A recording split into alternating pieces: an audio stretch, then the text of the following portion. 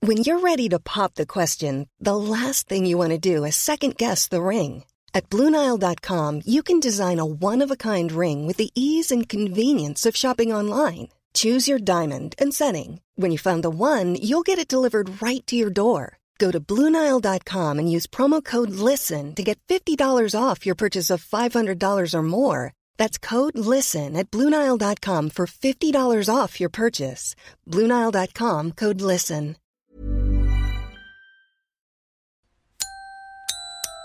When we walked into Edgar Keret's apartment in Tel Aviv to talk to him about the theme of our episode today, people of the book, his wife Shira and their 8-year-old son Lev were in the kitchen making a cake. The mixer was mixing, the blender was blending, and the spatula was constantly clanking against the bowl as Lev was trying to sneak in some licks. You know, basically the perfect ingredients for a radio recording. We wanted to talk to Edgar not only because he's one of Israel's leading authors, the voice of our generation, people often say, but also because he has this reputation of being the first Israeli author to fully disengage from the Bible, to write in an utterly secular Israeli style, whatever that means. Anyway, back to the ruckus. Edgar suggested that we go into Lev's room, which we did. But there too there was this constant hum, like a motor running or something. Turns out it was the oxygen pump in Lev's fish tank. We asked if we could turn it off for a few minutes, but Lev looked kind of worried.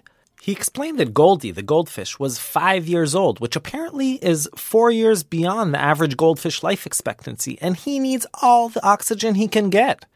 So, there we were, with probably the oldest goldfish in Tel Aviv looking on, discussing how it is that a really old book became the tagline of the Jews. What does that even mean, to be the people of the book? Well, I think that many people think that, being the people of the book means that we read lots of books. but it refers only to one book. And I think that there is something about the Bible, because it is a text and it is very abstract in its nature and it talks about an abstract God, and we talk about the book because we cannot talk about the cross, or we cannot talk about something that is very, very concrete. So we say, the book.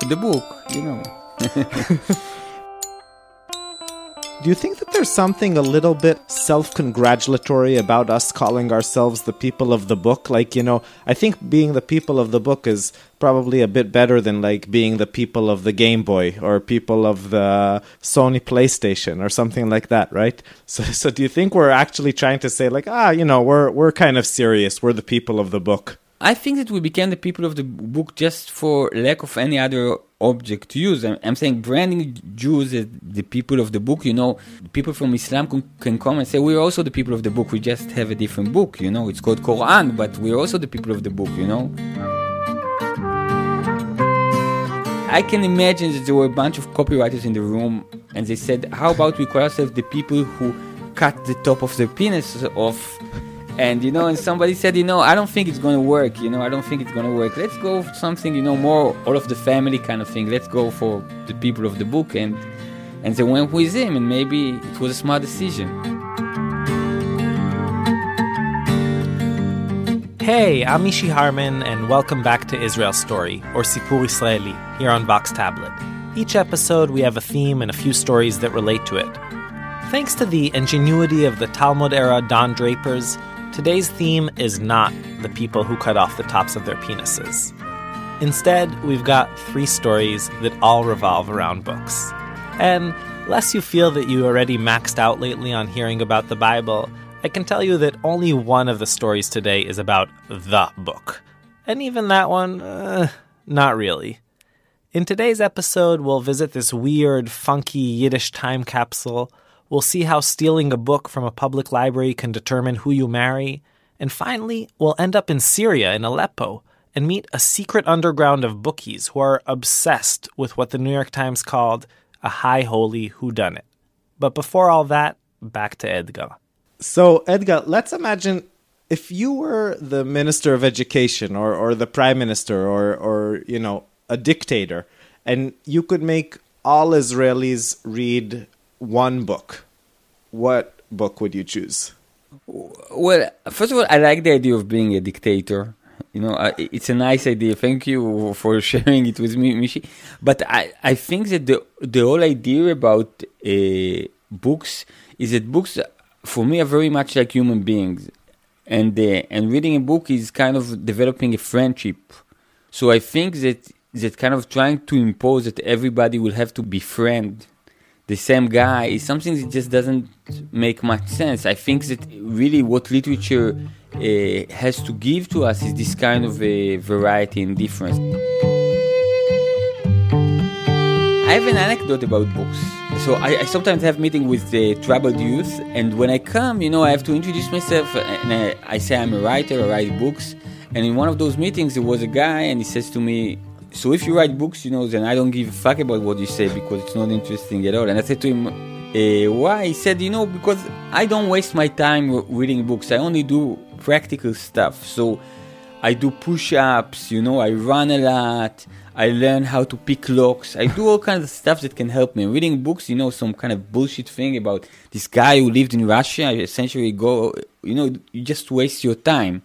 And I said to him, actually, I think it's really, really pragmatic. And he said to me, in what sense? And I said to him, because when you read a book, you really can see how other people see reality and not only you. So let's say if you read a book about a girl who falls in love with a guy, and you read it carefully, maybe you know what girls are looking for in guys. So maybe you can trick a girl into falling in love with you. So the guy said to me, this is bullshit. And he left the room.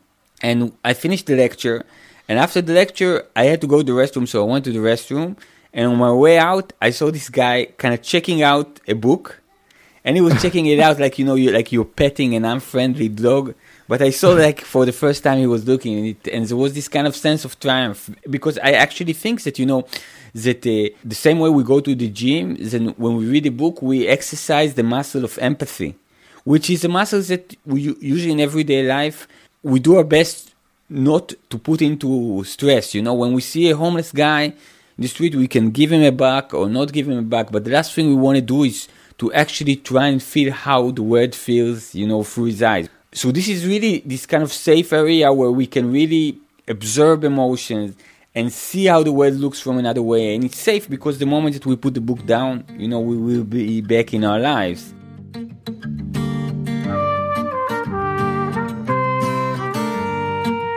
Edgar Keret. His latest project, Tel Aviv Noir, is a collection of short stories he edited along with Asaf Gavron by Israeli authors you haven't heard of yet. It's out in English this month. All right, let's begin. Act 1, Jung Yiddish. For years now, we've been hearing this story about the revival of Yiddish, about it kind of finding this cool, almost hipster new life outside of it being just the lingua franca of the Hasidic world. This is not that story. In America, sure, you've got Yiddish summer camps, Yiddish literature departments, Yiddish festivals, Yiddish punk bands, Yiddish podcasts, best-selling Yiddish phrase books, even Yiddish organic farms. In Israel, the situation is quite different. Step out of Bnei Brak or Mea Shearim, and you're basically as likely to hear Yiddish as you are to hear, Urdu. I mean, everyone knows Oy vey Zmir, Groise Metzia, and a few other phrases their grandparents used to say.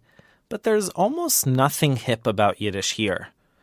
Or at least that was the case, till this one rather unusual man appeared on the scene.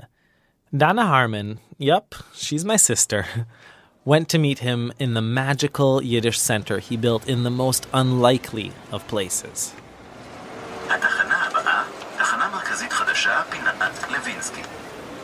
Welcome to Tel Aviv's massive and much maligned central bus station. Even though it's been around for decades, it's still called the new bus station, or the Tachana Merkazit Chadasha. Honestly, it looks anything but. A huge labyrinth of a building, it's located in the heart of Neve Sha'anan, which is one of Tel Aviv's worst neighborhoods. Hapless commuters shuffle alongside foreign workers, asylum seekers, drug addicts, prostitutes, and homeless. All of them riding up and down the escalators, searching for the Egged Company buses out of here. And then, in a wing that's basically closed, where old signs point to an STD clinic and a now-defunct Israeli-Filipino dating agency, there's a corridor. פתאום, And then, בלי כל הכנה, all of a sudden, without any warning, נכנסים לאיזו דלת. you reach this side door that leads to another world. It's like going through a rabbit hole. חילה של הארנב. Hemda is a spiffy-looking artist I bumped into here, walking to, well, the same place I was heading. ממשיכים במבוך ופתאום נחשף הנגר ענקי. You keep going through this real-life maze, and all of a sudden, it opens up into this huge loft, and it's full of Yiddish books. They say there are 50,000. I don't know. It's hard to count. Old typewriters, all kinds of musical instruments that our grandparents played, a huge wall of books. The king of this surreal kingdom is one Belgian-born Orthodox yeshiva boy turned Bohemian Israeli. Shalom Aleichem, ich heiss Mendel Kahan, ich bin geboren in Antwerp. Mendy Kahan. He's a 48-year-old bachelor with bushy eyebrows, sparkly blue eyes, and a receding mane of gray hair. When I walked in, he was sitting at his desk among a total clutter of papers and unpaid bills, chain-smoking rolled cigarettes. He looks for his lighter, then he looks for his mobile phone, and then, thinking of an even better plan, he starts looking for his glasses. Until finally he gives up, pours us some mint tea from an old tin kettle. He sways ever so slightly back and forth as he chats. Maybe it's a leftover from his old yeshiva days. Mendy grew up in Antwerp, where at home he spoke Yiddish, French, Dutch, and Hebrew. It was, he says, a traditional but also a cosmopolitan upbringing. We also went to the synagogue and we also saw movies. At home, I had books of Sartre and Camus of my mother, and we also had a good Jewish library with the Talmud, the Mishnah, the Marshot, all kinds of exegesis. In 1980, right after graduating high school, Mendy came to study in a yeshiva in Israel. But then he began straying from his Orthodox path, enrolling in secular courses at Jerusalem's Hebrew University. From quite early on, I felt that I wanted to get out of the religious world, which felt to me like the small shtetl. Everyone knew each other. I wanted to be in the universal world, and to come here in Israel was for me an encounter with freedom, with sunshine, with open skies. On a whim, he decided to tack a Yiddish literature class onto his course load, just really for old time's sake. It was funny, like here I come and I want to get away from the alte Sachen, as they say. And then I see that really all this, it's not really alte Sachen. This is like the große Metier, the Geschäft, you know. He'd hoped to get away from all that old stuff, or alte Sachen. It seemed that, though, on second look, Mendy found it exciting and relevant. A real Metier, a Geschäft, a deal, a hidden find. But at the same time, sitting in that classroom, looking around at the tiny cohort of classmates, he realized he was kind of alone in thinking that. Something in Israel seemed amiss, at least Yiddish-wise. It was really, like we were in the department, we were 3 or 4 students, like really a small department. And the feeling was that it's dying, and here we are studying at the university to keep the memory going. But actually, it's a dying thing. And I said to myself, here we are in Israel, in our home country, finally. And where is all this? Like where, how come there's no even a memory of it? And I understood that these are my roots and I have to do something with it. Then I started to collect Yiddish books. Mendy started collecting in 1996, putting out word that he would take care of any Yiddish book dropped off at his place in Jerusalem. Soon, he was overwhelmed by calls and then by visits. These were typically young Israelis who couldn't speak Yiddish, but who, following the death of an older relative, didn't know what to do with the books left behind. Many of them told him they felt it would be disrespectful to throw out their grandparents' or their parents' libraries, but they didn't really want them there on their new IKEA shelves either. Mendy's project gave them a much better, guilt-free option. The piles in his living room, they grew and grew and grew. I didn't know what I was going into. Like I thought I will collect a few hundreds, thousands of books. I will have a nice library and I will have a good reading material. Before World War II, there were about 15 million people in Eastern Europe who spoke, read, and lived Yiddish. That world, of course, was all but lost and destroyed in the Holocaust. The resurgence of interest in Yiddish language and literature that's been taking place over the last decade or two in the U.S. has been slow, ironically, to catch on here. Yes, in Israel today, there are about 500 high school students sitting for the Yiddish matriculation exams. There are more universities and colleges offering Yiddish literature courses. And the Yiddish Theater, which was founded in 1987, is gaining a slightly broader audience.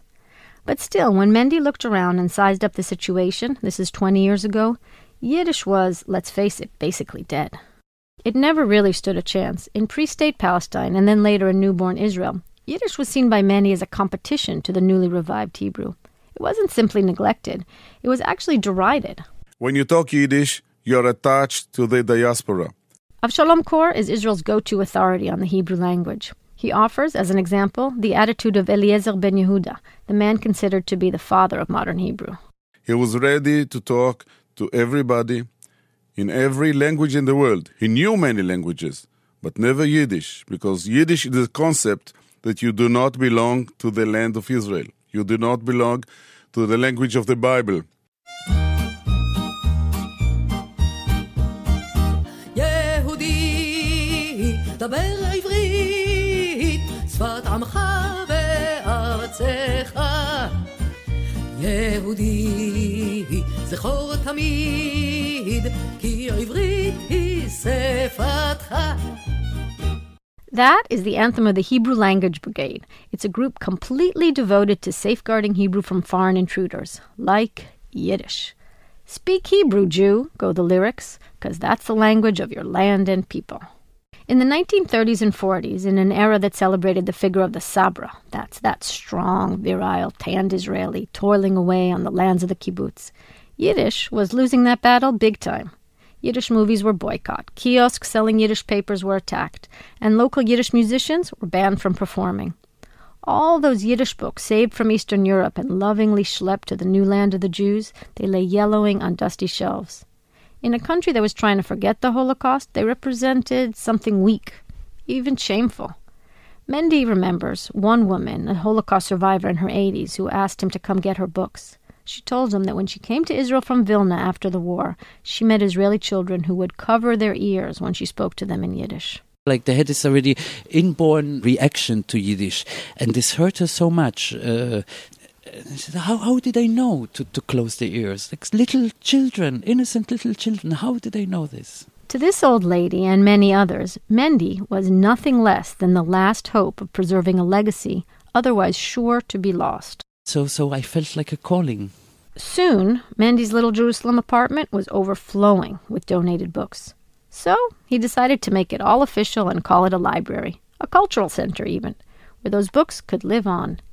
He called it Jung Yiddish. Jung Yiddish, Jung means young in Yiddish, so it's to relate to the young energy, to the rejuvenating energy of Yiddish. Like if you have yin and yang, so you also should have Jung. Und wir seien alle Brüder, oi, oi, alle Brüder, und wir singen fröhliche Lieder, oi, oi, oi. At the beginning, it was really like hush-hush. People told it to each other from word of mouth. People came from Bnei Barak, cantors, yeshiva students, or people who like literature, who know to sing. A few years later, a bit of spilkes, as they say, Mendy decided to relocate to Tel Aviv. At first, he set up shop temporarily in the basement of an office building. But then when that space was taken over by a kindergarten, he found himself, together with, about 20,000 books and counting, evicted and out on the street. Desperate, he followed a tip from friends of friends, which led him to this behemoth bus station. And there, as luck would have it, the municipality was offering cheap rental space to encourage artists to move in. I saw this place. It was like a deserted parking lot with birds flying around and no windows and nothing, no electricity. I had like 7 tons of Yiddish books that I needed to find a house for. And so I said, that's it. That's the place. He swept the floor, he fixed the windows, he brought in some second-hand Persian rugs, and he moved in with his hoard of Yiddish treasure. If you go to Mendy's kingdom today, you'll stumble upon roughly 40,000 books. More than that. They're lined up on the shelves, they're propped up against the walls, and they're piled high on the ground. It's amazing. He's got everything. He has health magazines from Warsaw circa 1924. He has joke books out of 1930s Vilnius and beautifully illustrated children books from New York in the 1940s. All in Yiddish. One thing's for sure, you won't be alone. The last time we visited, besides Mendy and some volunteers cataloging books, we found a group of young chassids filming Cantor Rosenfeld's next music video.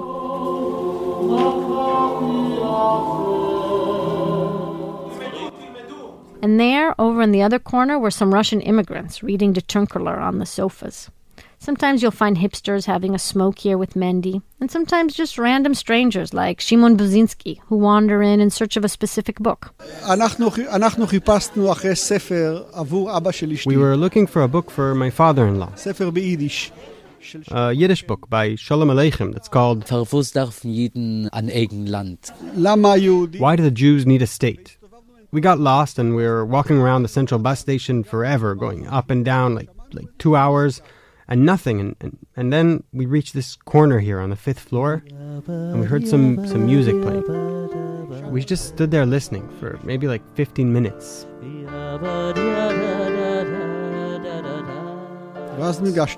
When he was done, we went up to him and said that we really loved the music and asked him if by any chance he had that Shalom Aleichem book. And within a second, he just went up to this wall of thousands and thousands of books and pulled one out, the book we wanted, and gave it to us. Shimon's been back many times since then, and he and Mendy have become sort of friends. Yiddish pals, I guess. There are a lot of those sort of friendships forged here. Yiddish has become really a fringe culture. It does not have a home. It doesn't have a nation. It does not have an establishment.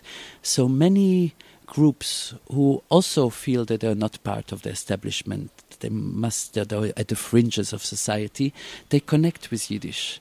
So be it lesbians or homosexuals or people who don't feel at home with this Hebrew militarism, they find Yiddish a more peaceful and a more lenient culture to connect to. Several times a month, Yiddish fans of all kinds gather here for themed evenings, everything from cabarets to Holocaust memorials. At the entrance, there's usually a buffet of herring and kugel. People schmooze, sit down in the old beaten-up armchairs, sip vodka. On this evening, an old violinist with wavy white hair is giving an impromptu performance in the corner. Soon, one of the younger guys, with a waxed Turkish-style mustache and thick-rimmed glasses, picks up an accordion and joins in.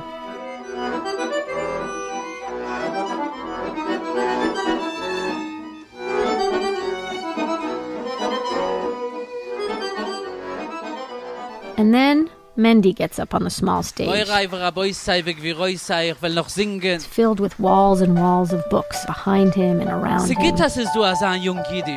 The always appreciative crowd is swaying and humming along, and he begins to croon.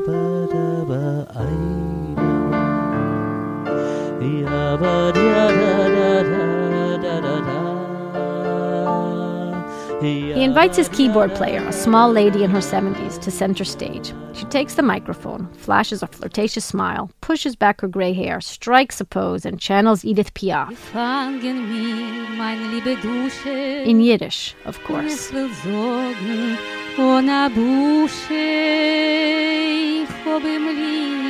The crowd, to use the Yiddish term my mom taught me, kvels.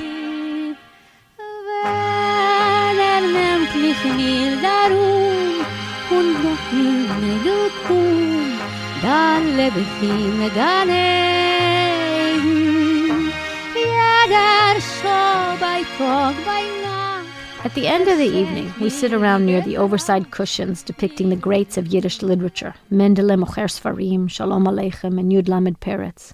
And we talk. Mendy pours out the mashke, the vodka, for a bissel l'chaim, he says, and he rolls himself another cigarette. The buses rumble overhead, shaking the entire room, and a muffled announcement in Hebrew informs us that the 394 is leaving for Eilat. And then it's quiet for a moment, allowing my thoughts to wander.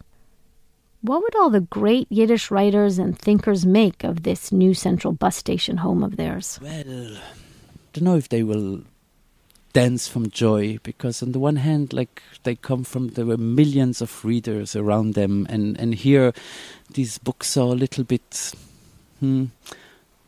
left aside, a little bit hurt.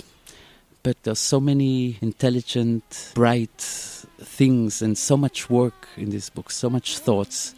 If I would have some money, I would make panels so that you can see the writers, their biographies, and then you could see the richness of all this. But for the moment, this is the best we could do, so that's it. But I believe it will grow. It will. wohnt zu mir in Herz, Backroit mit Rosenkranz, ich hab immer lieb. Dana Harmon. Dana's a journalist who has written from all over the world. For the past few years, she's on staff at Haaretz, where she also writes a column of love stories.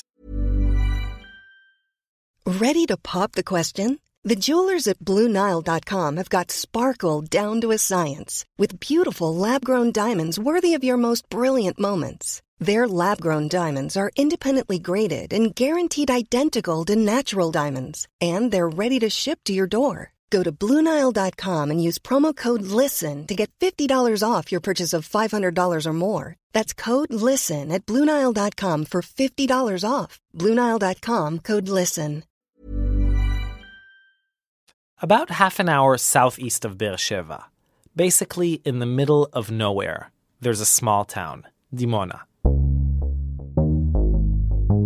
Around the world, it's best known for what Israel denies is there, our national nuclear plant. I hope I don't get into trouble for saying that. And honestly, that's more or less what it is for most Israelis, too. A quick pit stop on the way to Eilat. You get out of the car, you go to the bathroom, crack a lame joke about radiation, and keep on driving into the desert. Dimona was originally built in the 50s as what was then known as an Ayarat Pituach, a dumping ground for waves of immigrants from North Africa. It's a very well-known saga, but the leaders of Mapai, the ruling Labour Party, essentially tricked these new immigrants into believing that they were being housed in a central location with lush surroundings, that it was a 10-minute bus ride from Haifa and the beach. But reality was bleak. Poverty, unemployment, crazy heat, and nothing but sand and sand and sand. Almost all the people still around from that generation are super bitter. Whoever could, left. But for Chaya Gilboa, a 31-year-old with a huge mane of flaming red curls, Dimona is something completely different. It's where she first encountered the book which, she believed, would change her life. That book, by the way, is called Sefer HaAgassim HaTzeubim, the Book of the Yellow Pears, and it's by a relatively forgotten author, Pinchas Sadeh. Act 2, the most beautiful book ever written. Dana Rutenberg reads this story. It all began in Dimona, which is basically the last place I thought anything could ever start. I was in the middle of my second year as a Talmud major at Ben Gurion University in Beersheva, and I'd fallen head over heels for this guy, a percussionist from Dimona. I was so desperate for his attention that I began roaming around kind of aimlessly in his sleepy town, hoping to bump into him. But just in case that happened, I needed a good excuse. In the end, I found the perfect one. A local oud teacher agreed to give me some lessons on an instrument that I had never before touched and frankly had no real desire to master. So there I was in Dimona twice a week, Tuesdays and Thursdays, making sure I arrived early enough to wander the streets, hoping to meet my guy. On one particularly sweltering mid-July Thursday, I ducked into the municipal library for some shade.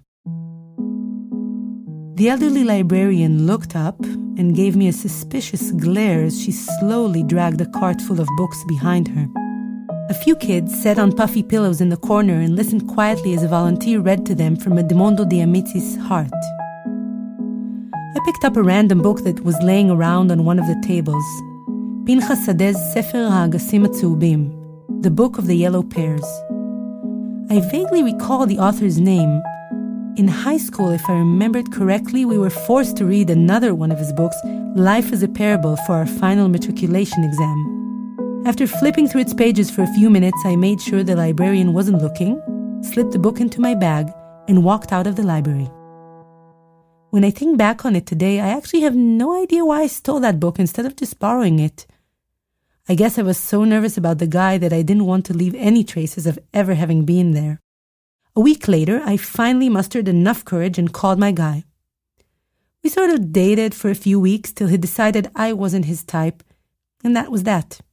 The library, the unbearable heat, and my oud teacher all stayed in Dimona, while I returned to my Talmud books and student life in Be'er Sheva. A year passed and Yom Kippur came around. I was home in Jerusalem but didn't want to spend the holiday in the ultra-Orthodox neighborhood where I had grown up and where my family still lived. For once, I wanted an uplifting spiritual alternative, one that wasn't comprised of long hours staring at the pages of the prayer book in the crowded ladies' section of the local synagogue. So I asked a friend if he would spend a quiet day with me at a small natural spring in the hills of Jerusalem.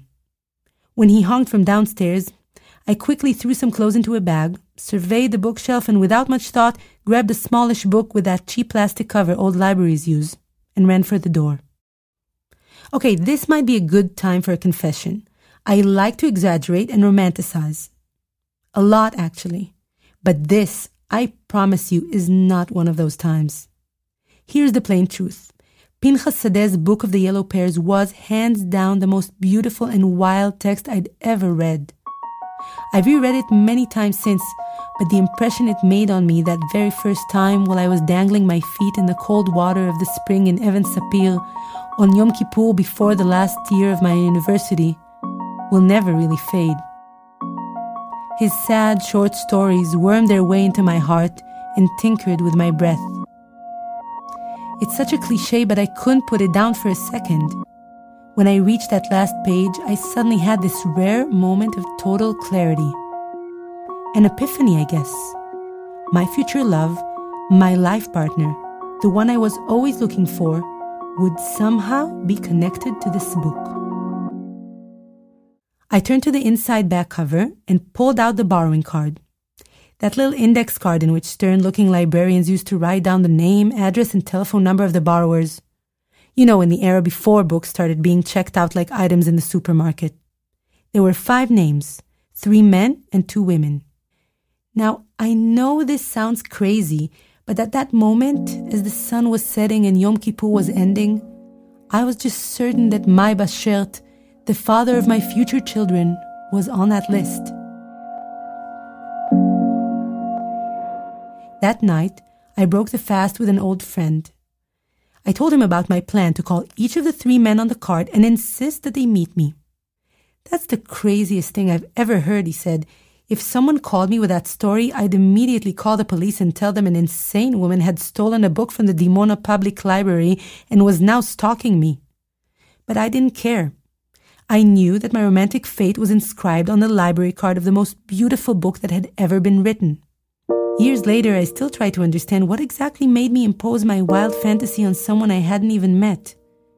As if love wasn't something that happened naturally between 2 people, but instead required some third external entity to form the bond.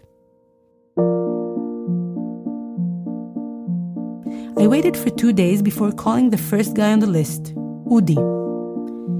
Doing my very best to sound extra nice, extra sane, I asked for a minute of his time. I then told him about the book and how I felt there was some special bond between all those who read it. Udi sounded kind of stunned by the whole thing and was a bit too quick to point out that he had no recollection of borrowing the book from the Dimona library, or for that matter of ever reading it. After a few seconds of what was a very awkward silence, he suddenly remembered. A few years ago, he told me he had taken it out for a friend who needed it for a seminar paper he was writing. This disappointing answer caught me off guard. I had liked Udi's voice from the moment he had picked up the phone. "Do you want his number?" Udi asked. I debated whether this was within the rules of my fantasy. Sure, it was once removed connection, but still it felt kosher. I hesitated for a second and said yes. With a friend it was much easier. He was from Be'er Sheva, remembered the book well, and was happy to meet up. But something in the conversation, maybe it was his tone or cadence, seemed a bit off. Still, I was on a mission, and I wasn't going to let any vague feeling stop me. We met at a bar not far from the university. My heart was racing when we shook hands. I looked up at him melodramatically and explained the whole thing in one breath. He seemed completely bewildered, trying to grasp the fast stream of words spilling out of my mouth. When I finally stopped to inhale, he smiled. "I get it," he said. "It's such a charming story and you seem so sweet, but I gotta tell you that I don't exactly fit the role you've cut out for me. I live with my boyfriend, you see, so... It took me a few moments to recover. I let him pay for my beer and went home to strike his name off the list. But honestly, my inner screenwriter was secretly pleased. Every good tale needs a few twists, and this, I convinced myself, was just a mandatory first plot point. I took a deep breath, picked up the phone, and dialed potential lover number 2, Natan. I had to leave him several voice messages before he finally called me back. After quietly listening to me for a while, he began interrogating me. Who was I? What had I been doing in Dimona? Was I interested in meeting him for a research project? He adamantly refused to meet in Beersheba or really anywhere outside of Dimona, so I went to meet him. In the car on the way there, I thought to myself that I love the name Natan. Sure, the immediate association is with Sharansky, the famous cap-wearing refusenik turned hawkish politician, but still, the name has such a crisp and warm sound to it. It's a lover's name, a companion, someone to grow old with. My ride dropped me off at the entrance to town, and I walked towards its small, dusty center. Natan recognized me at once based on the description I had given him on the phone. I guess not that many curly redheads show up looking lost in central Dimona. He waved with a friendly hello. He was sitting on a plastic chair outside a kiosk, balancing a cup of black coffee on his knee. He had brown eyes, thick black hair, and one dimple on his left cheek. Sweet-looking, but just about my father's age.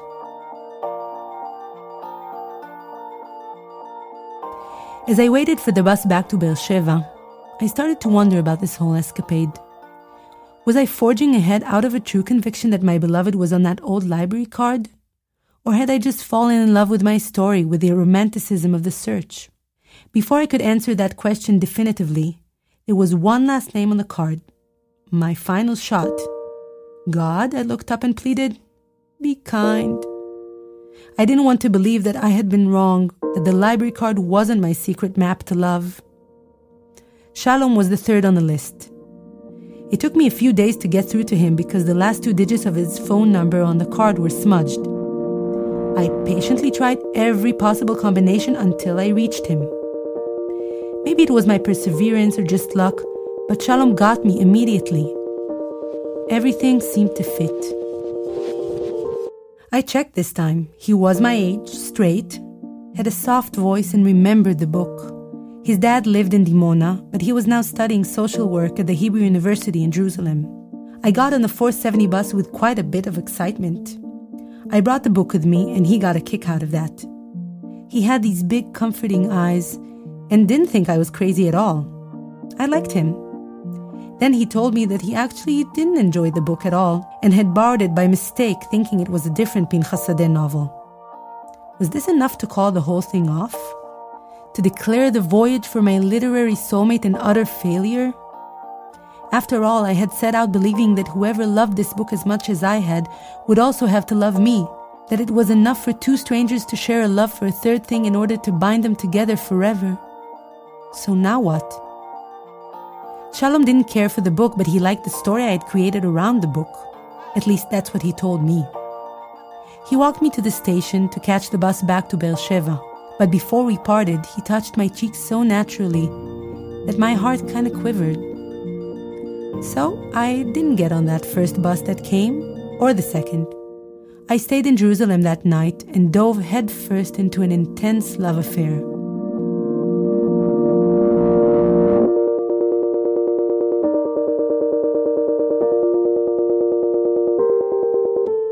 As much as I would like to stop right here, I can't. The story has a different ending. After 2 months, Shalom broke up with me. Honestly, I can't really blame him. I don't even know how he stuck around that long. When he ended it, he told me that he felt like I was more enchanted by the idea of who he could be than who he really was. I knew he was right. I mean, nothing gave me more satisfaction than knowing that my crazy odyssey had panned out, than telling people how we met, and seeing the jealous faces as we unfolded the tale of our improbable romance. But if I'm being honest with myself, there wasn't much more than that. We went our separate ways, and I haven't seen him since. And the stolen copy of the Book of the Yellow Pears? I hid it behind a row of cookbooks on my shelf and swore never to read it again. That didn't last. I've returned to it since, dozens of times, in search of secret clues hiding behind Sadeh's words, hoping that somehow they'll point me towards my guy, who, like me, understands.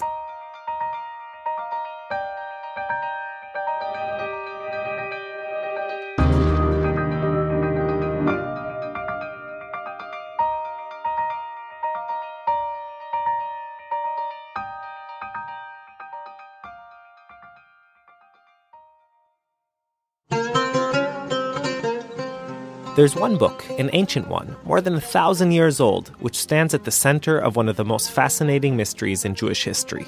Over the centuries, this book was concealed, venerated, pillaged, salvaged, smuggled, made to disappear, and miraculously appear once more. That book is the Aleppo Codex.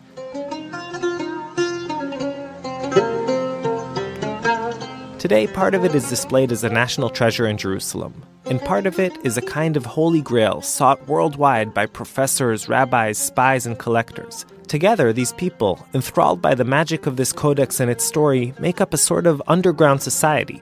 For them, this book is much more than just a book. Mati Friedman encountered them completely by chance. It was the summer of 2008. I was a reporter here in Jerusalem, and I was kept busy covering the endless routine of the Israeli-Palestinian conflict, but I was desperate to write about something else, about anything else. One day I was at the Shrine of the Book in Jerusalem at Israel's National Museum, which is where the Dead Sea Scrolls are kept. Everyone knows the Dead Sea Scrolls. They're celebrities. They're the Beyonce of ancient Hebrew manuscripts. The Scrolls Gallery was full of tourists who were looking at these 2,000-year-old fragments of parchment. A flight of stairs led down from that gallery into a dark room. It was essentially a basement, and it was empty. And there I encountered another book. And from the labels, I understood that this was the singular, perfect copy of the Hebrew Bible, probably Judaism's most important manuscript. And it was one of the most important and valuable books on earth, but I had never heard of it. That gap between its importance and its anonymity seemed to me to be worth exploring. Adolfo Reutmann is the museum curator in charge of the Codex. The magic of the Aleppo Codex is that this manuscript is the most significant traditional version of the Hebrew Bible. You know, it's a kind of metaphor of the presence of God on earth. It's the Word of God, and the book itself was revered by Jews for centuries, seeing this book as the real presence of God.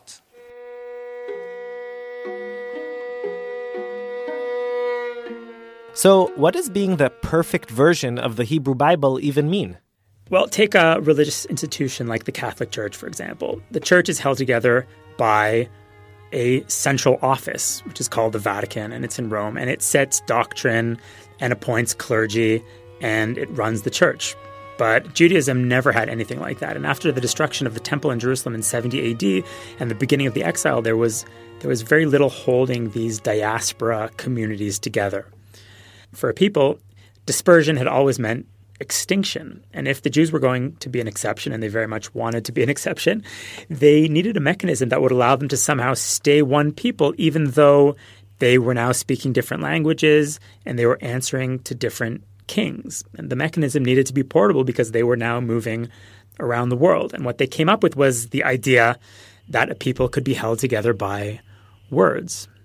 They would have a book that they would all read. And this book is the collection of texts that we know as the Hebrew Bible. But the mechanism only works if they're all reading exactly the same book, because any variations would quickly lead to fragmentation, to religious schism. So you need an agreed upon master copy, a kind of atomic clock of Judaism. And that is the Aleppo Codex, the authoritative version of the Bible. The Codex was written around 930 AD on the shores of the Sea of Galilee. After that, it was moved to Jerusalem, seized by the soldiers of the First Crusade, and then ransomed by the Jews of Cairo. In Cairo, it was actually the personal Bible used by the great Jewish philosopher and physician Moses Maimonides. A few generations later, it traveled from Cairo north to Aleppo, a trading center in Syria, where it became the treasured possession of the city's Jewish community. It remained there, hidden in the Great Synagogue in a safe with 2 locks for 600 years. Rina Sutton, who lives in Israel and is now in her 80s, still remembers the mystique around the Codex. בחגים היו מוציאים את הכתר, או אם היה בר מצווה או משהו כזה. During the holidays, or on special occasions like bar mitzvahs, they would take the Codex out of its grotto and parade it among the congregants, and everyone lined up to kiss it because it had power. If a woman was trying to get pregnant, she'd get close and touch it. Anyone with a special request would come near. The Jews of Aleppo came to believe that the book protected their community. It was their talisman. Here's Rina's husband, Rafi, also from Aleppo. Many legends and beliefs got tied up with the book. If it were ever moved, if it ever left Aleppo, a horrible plague would strike the community. Leprosy, or even worse, total destruction. All kinds of dark things. So this all sounds kind of dramatic, but it's pretty close to what ended up happening. Today, there are no Jews left in Aleppo. It's the largest city in Syria, a major battlefield between Assad's government and the rebel forces. And it makes you wonder what would have happened if the Codex were still there. Books, after all, don't fare well in wars. Egypt, no. Soviet Union, yes. United Kingdom, abstain. The United States, yes. On November 29, 1947, the United Nations voted on the partition of the British Mandate in Palestine into 2 states, one for the Arabs and one for the Jews. The next day, riots erupted in Aleppo. A mob burned Jewish homes and businesses, and also the Great Synagogue, where the Codex was kept. The book disappeared, and most people thought that it was lost for good. But 10 years later, Mati explains, it resurfaced in mysterious circumstances, this time in Jerusalem, in the new state of Israel. It turned out that the Codex had actually survived. It had been hidden first by a Christian merchant and then by a Jewish merchant in the old Aleppo bazaar, before it was smuggled out of Syria by a Jewish family who hid it in their washing machine. It reached Turkey, and then it traveled by sea to Haifa, which is an Israeli port, and from there to Jerusalem in early 1958. It ended up in an important academic institute called the Ben Tzvi Institute, which was founded by Israel's second president, Yitzhak Ben Tzvi, who was also a scholar and, I guess you could say, an early member of the Aleppo Codex underground. He had been obsessed with the book since the 1930s, and he had done everything in his power to bring it to Jerusalem, including a failed attempt a few years earlier to use the Mossad to smuggle it out of Syria. Now, in 1958, he finally got his wish. He had the book. When the Codex arrived in Jerusalem, 2 questions arose. One was, who owned Judaism's greatest book? Was it the community that had cherished it and cared for it for 600 years? Or was it the new state of Israel? And that question became the subject of a fascinating legal battle that was fought in a court in Jerusalem over 4 years. But the second question is the one that preoccupies the Aleppo Codex underground to this day. When the book was written, more than 1,000 years earlier, it had about 500 pages. But when it turned up in Jerusalem, it had only 294 pages. So about 40% was missing. And the pages that were gone weren't just any pages. They included the Torah, the 5 books of Moses, which is the most important part of any Hebrew Bible manuscript. And there were other books missing as well, like Daniel, Esther, and a few others. So what did people think had happened? Well, the accepted belief was that the pages had been lost in the fire in the Great Synagogue in 1947.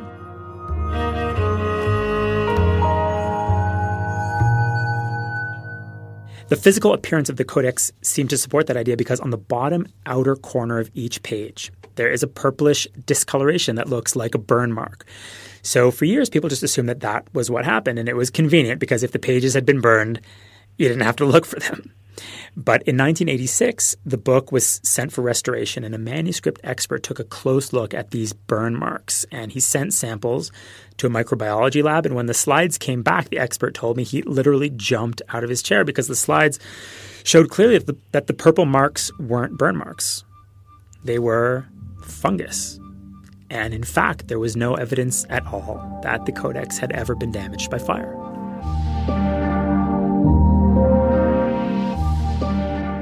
if they hadn't been destroyed in a fire, where were the missing pages? They had immense value to collectors, to Aleppo exiles, and to scholars. And because there are no known copies or photographs of the Codex, the absence of the pages means that the original perfect text of the Bible can't be recreated.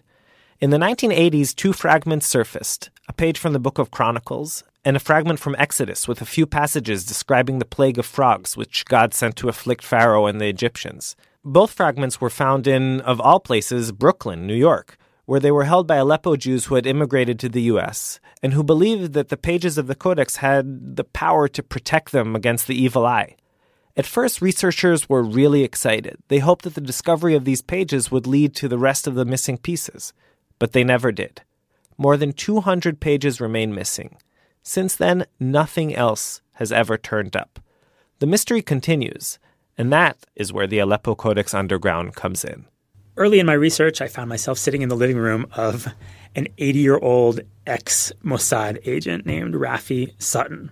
He was born in Aleppo and escaped to Israel as a teenager. He knew I was looking for information about the Aleppo Codex, and I knew that he had been investigating the story for years. So he puts an enormous file folder on his coffee table, and then he looks at me. I was thrilled because for a reporter, a folder full of yellowing documents is like a juicy hamburger in front of a starving man. But it soon became clear to me that he had no intention of actually letting me see what was inside the folder.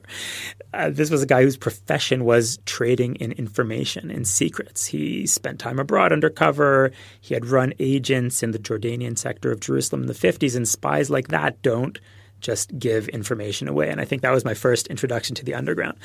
Another key figure is a guy named Ezra Kassin, who's in his 40s. He did his military service as a young man, as a detective in the military police, and later ran a center for the study of Kabbalah, of Jewish mysticism. And he can describe the great synagogue of Aleppo in meticulous detail. אני פונה שמאלה, יורד כמה מדרגות, מולי השער הראשי של בית הכנסת. I turn left, go down a flight of stairs, and now I'm standing in front of the main gate of the synagogue, and I can already feel the sanctity, a sense of awe completely engulfing me. There's like an inner trembling and excitement, a sense that I'm in the midst of heightened spiritual ecstasy. I push the really heavy, huge wooden doors. The hinges creak, the door opens, and I enter. Now, I find myself walking down a long corridor leading to a small grotto where the Holy Codex is kept. It's the object of our prayers, the ancient and holy treasure of our community. What's amazing is that Ezra is describing a place that he has never seen. He was born in Israel, years after the Codex arrived from Syria. His home is packed with binders of material on the Codex that he's collected, and his wife, who I also got to know over the years that I worked on this book, she knows that she has to share her home with Ezra's other true love. Ezra probably has more information on the Codex than anyone else alive. But as was the case with Rafi, the first time I met him, I got nowhere. He would say things like, Mati, one wrong word to someone in this story and 10 other doors will slam shut. And then he would kind of look at me with a sly grin and he wouldn't say anything more. So was this frustrating to you? It was, but it also tipped me off to the existence of a good story that was being concealed. And after a few months of persistence, the doors cracked open. Slowly, Mati gained more trust as he began to become a part of the underground himself. He learned that there were significant cracks in the official story. Rafi Sutton, the retired spy, found an elderly rabbi from Aleppo who was by then living in Buenos Aires, and he turned out to be a very reliable witness. The rabbi told him explicitly on camera that he had seen the manuscript whole in 1952. That's 5 years after the riot in Aleppo and the fire in the synagogue, which is when the pieces were supposed to have gone missing. But the rabbi said no, that was not what happened at all. What that meant was that the pages went missing sometime after the rabbi saw them, and there weren't that many options. Either when the book was being guarded and hiding by the Jews of Aleppo, or in transit through Turkey, or, and this was the most explosive potential conclusion, after it reached Israel and was being held by the scholars of the President's Institute. One of my first questions was, when was the first time someone wrote down which pages were missing? And I thought this would be easy to find out, but of course, like everything with the Codex, it turned out not to be. After spending a lot of time in archives, I realized that no one had noted how much was missing, or that the Torah was missing, before March 1958, which is a decade after the fire, and it's after the Codex arrived in the hands of the president. I also started finding evidence that there were other valuable books missing from the collection at the same institute. The academics who are the custodians of the Codex today and who I at first saw as neutral observers who I could consult with about this very complicated story, they clammed up and eventually refused to cooperate or provide me with documents that I requested, even when I filed a request under Israel's Freedom of Information Act. But why was that, Mati? That'll take a long time to answer. Their refusal, of course, made me more curious. And by this time, I thought of myself as a member of the Aleppo Codex Underground, and I would meet Ezra or Rafi or some of the others, and we would trade secrets and fragments of information.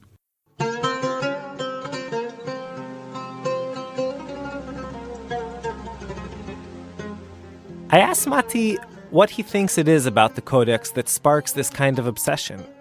Jews have a long love affair with books. They aren't known as the people of the book for nothing. Texts were the way Jews maintained their identity over centuries in the diaspora. And there has traditionally been a deep regard for words. For example, when a Torah scroll is taken out in a synagogue, the congregation stands up on their feet like you would stand up when a judge enters the courtroom. And the scrolls often are decorated with a silver crown as if they were some sort of royalty. But Mati actually thinks that there's something even deeper going on here. There's a central idea in Jewish mysticism that the world was once whole and that it then shattered into many fragments. And the universe is broken and it needs to be put back together, and we do this by our good deeds. And the end of the process is redemption.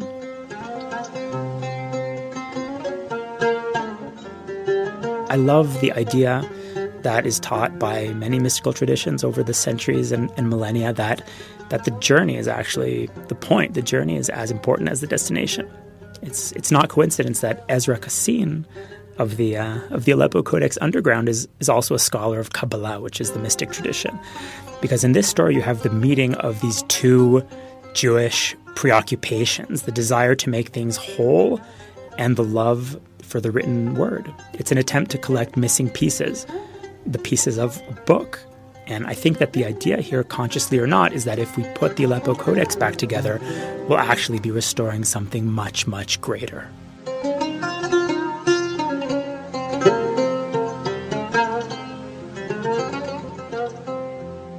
This story originally aired on public radios to the best of our knowledge.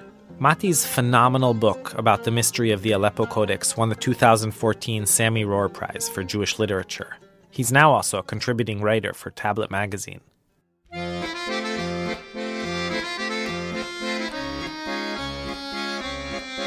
And that's it. If you enjoyed today's episode, we'd love any help in spreading the word. So don't forget to like us and share the episode on Facebook, where you can find us under the name Israel Story. Follow us on Twitter at Israel Story, and go to tabletmag.com, where you can find all the previous English episodes on Vox Tablet. And of course, if you speak Hebrew, please tune in to our Hebrew episodes. We're currently in the middle of our second season on Galei Tzahal, but you can hear everything from the very beginning on our site, israelstory.org, or on SoundCloud. Just search for Israel Story. And, as always, we'd love to hear your thoughts and comments. So post on our Facebook page or email us at contact@israelstory.org. And we're going to end this episode with an Israel moment. Of course, not everyone digs this whole people of the book thing. Many prefer, even now in October, to head to the beach for what they, and many Israelis actually, regard as the real national pastime, matkot. Sort of a beach tennis with these round wooden paddles. Here's a moment from this last summer's National Matkot Championship in Netanya.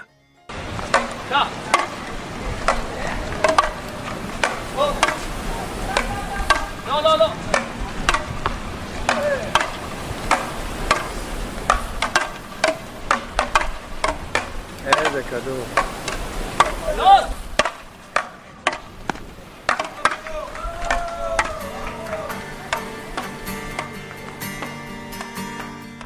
Just reminding you that we want to hear your Israel moments. So if you have a piece of tape from Israel that you really love, send it to us. Again, it's contact@israelstory.org, and we'll air our favorite submissions. For help on today's episode, thanks to Ethan Pransky, Jeremy Schreier, Ravit Sheffer, Julie Dannon, Thomas Grana, Daniel Estrin, Nava Winkler, Norman Gilliland, Paul Ruest, Mitra Kaboli, Tiffany Roberts, Lev Keret, who generously volunteered his room, and of course, to Goldie, the geriatric goldfish. As always, to Charles Monroe Kane, Kirill Owen, Steve Paulson, Anne Strainchamps, and all the team at TT Book. Our executive producer is Julie Subrin, and a huge thanks to the rest of the gang at Tablet. I'm Mishi Harman, and Israel Story is produced with Yochai Meital, Roy Gilron, and Shai Satran. Join us next episode, we hope, and meanwhile, yalla bye. הירידה הזו לחוב החם הייתה בשבילי נתיב לעולם של שיקור מוכר מעלה ביקר עם בוטנים וסירופ אדום של סוכר חגורה ב10 וקלטת מתנה מיץ ענבים ועיתון להמתנה קולנוע שמקרין סרטים של זימה וכובע של פרסים רקמה הייתי יורד בתחנה הישנה והיא הייתה לי מדינה אחרת מדינה של מציאות בהמתנה כשגשם יורד וכשהשמש בוערת